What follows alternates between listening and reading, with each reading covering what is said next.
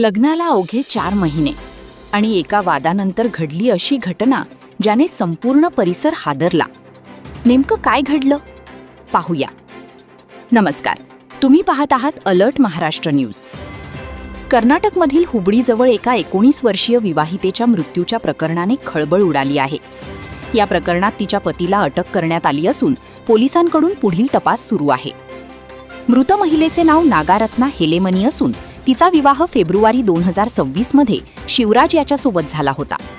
लग्नाला अवघे 4 महिने झाले असतानाच ही दुर्दैवी घटना घडल्याने दोन्ही कुटुंबांवर दुःखाचा डोंगर कोसळला आहे. पोलिसांनी दिलेल्या प्राथमिक माहितीनुसार बुधवारी पती-पत्नीमध्ये किरकोळ कारणावरून वाद झाला. हा वाद वाढल्यानंतर संतापाच्या भरात पतीने जवळ असलेल्या हेल्मेटने पत्नीवर हल्ला केल्याचा आरोप आहे. या घटनेत नागारत्ना गंभीर जखमी झाली आणि तिचा मृत्यू झाला. घटनेची माहिती मिळताच पोलिसांनी घटनास्थळी धाव घेतली. मृतदेह ताब्यात घेऊन शवविच्छेदनासाठी पाठवण्यात आला.